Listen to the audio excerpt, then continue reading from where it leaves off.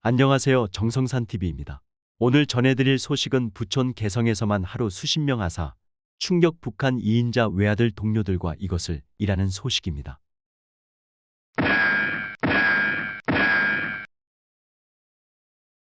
북한 히토류 전문가인 강천구 인하대학교 에너지자원공학과 초빙 교수는 지난 1월 주간조선 기고를 통해 다음과 같은 소식을 전한 바 있다. 2020년 이후 북한은 대북 제재와 코로나19 그리고 이상기후로 인한 자연재해라는 삼중고에 시달리고 있다. 북한과 정례적으로 교역을 하는 조선족 상인의 말을 빌리면 북한 경제와 산업은 매우 절박한 상황이다. 지난해 여름 태풍과 홍수로 가옥 침수뿐만 아니라 북한 최대의 수출 상품인 석탄 채굴장이 절반 이상 붕괴됐다. 또한 겨울 혹한으로 사망자가 엄청나게 늘어나고 있고 코로나19 확산도 가중되고 있는 실정이다. 강천구 교수의 이 같은 전언을 뒷받침하는 소식들이 나오고 있다.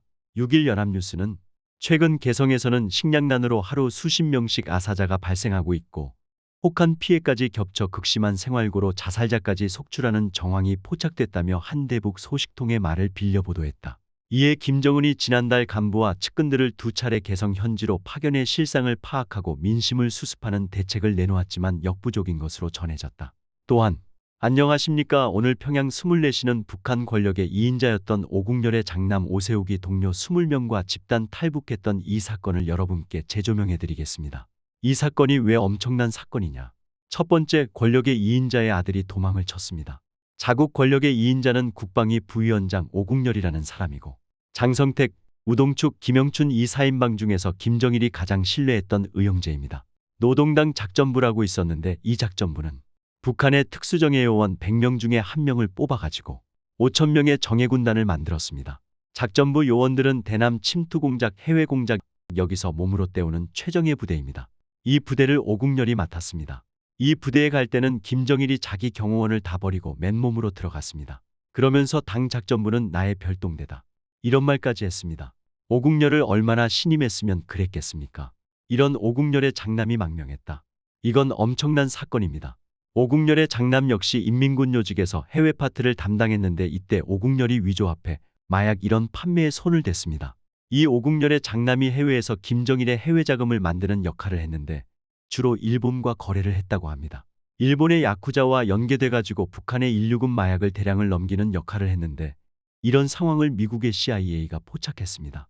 DIA 미군 정보사와 CIA가 접촉을 한 와중에 오국렬의 아들이 북한의 엄청난 정보를 가지고 있는 건 분명한 사실입니다. 왜냐면 김정일의 최측근이고 그 아버지가 한 얘기 한마디 한마디가 북한에서는 정보가 아니겠습니까? 그러니까 오국렬의 아들만큼 북한 내부의 정보를 아는 사람이 없습니다. 특히 북한의 마약, 대량살 상무기, 김정은 비자금 이런 것들을 전체적으로 알 수 있는 사람이 오국렬이었고 그의 아들이 DIA나 CIA의 그물에 걸린 것은 굉장한 사건이죠. 그래서 문제가 뭐냐면 이 오국렬의 아들을 탈출시키기 위해서 미국의 첨단전함까지 동원됐다는 겁니다. 일본과 미국이 합동해가지고 이들은 청진항에서 정보에 따르면 한 20명, 50명 탈출했다. 이런 얘기가 있는데 평양 24시가 취재해본 결과 10명까지는 무리고 20명 정도가 탈북한 것으로 확인되고 있다.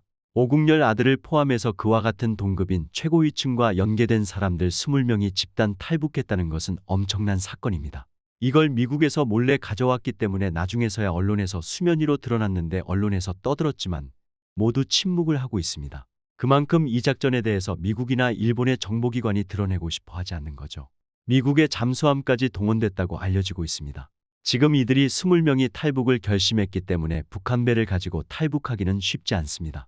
그래서 일본의 야쿠자가 일본 배를 만들어서 청진항에 몰래 대기하고 이들은 마약 거래를 했기 때문에 합법적으로 들어올 수 있죠. 북한 정권이 수락했기 때문에 일본 야쿠자가 보낸 배를 북한으로 들여가지고 그 배를 타고 20명이 탈출을 했는데 북한 군함들이 추격해오기 때문에 이것을 방어하기 위해서 미국의 잠수함과 일본의 구축함까지 동원됐다.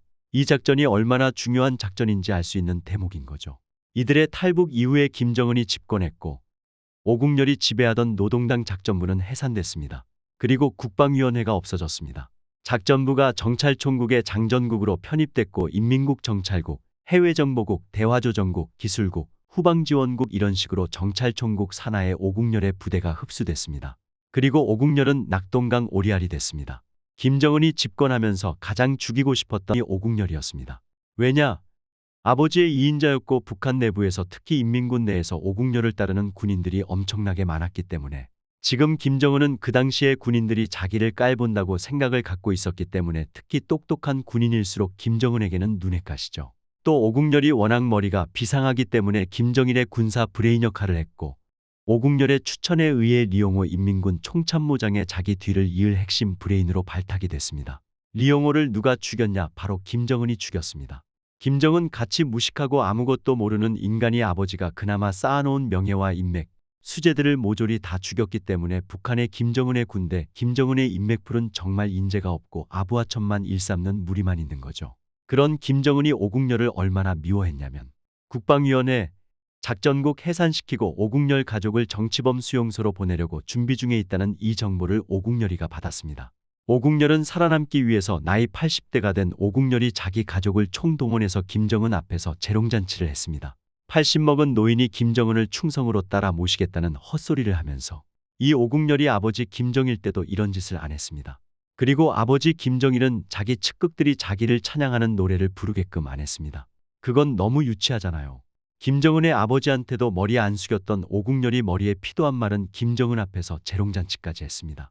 아들은 도망갔죠. 북한의 권력은 막강하고 인민군대 내에서 오국렬의 위상이 워낙 크기 때문에 특히 똑똑한 군인, 공작원들은 오국렬을 존경했습니다.